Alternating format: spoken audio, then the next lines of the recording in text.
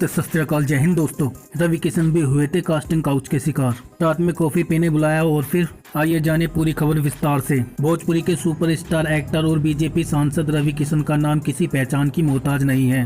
भोजपुरी के अलावा उन्होंने हिंदी और तेलुगु फिल्म इंडस्ट्री के कई सुपरहिट फिल्मों में काम किया है। हाल ही में रवि किशन फिल्म इंडस्ट्री में अपने सफर संघर्ष के शुरुआती दिनों में और कास्टिंग काउच को लेकर खुलकर बात की है।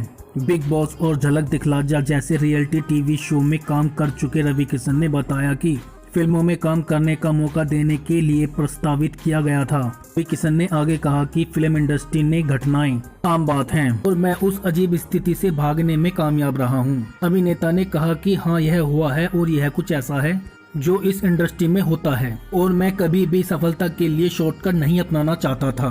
मुझे पता था कि मैं प्रतिभाशाली हूँ। रवि किशन ने उनका नाम पूछने पर कहा कि मैं अब उनका नाम नहीं ले सकता हूँ क्योंकि वह अब एक बड़ी हस्ती बन गए हैं। उसने कहा था, रात में कॉफी पीने आइए, और मैंने सोचा कि यह कुछ ऐसा है जिसे दिन में लोग पीना पसंद करते हैं, इसलिए मुझे इशारा मिला और मैंने तुरंत इसके लिए मना कर दिया। बता दें कि 1992 की हिंदी फिल्म पीताम्बर में रवि किशन पहली बार बड़े पर्दे पर नजर आए थे।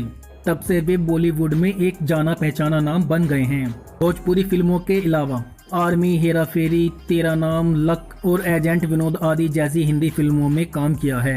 रवि किशन के ऐसा बोलने पर आपको क्या कहना है दोस्तों? कमेंट बॉक्स में जाकर अपनी राय जरूर दें और ऐसी जानकारी पाने के लिए चैनल को दिल से लाइक करके सब्सक्राइब करना ना भूलें।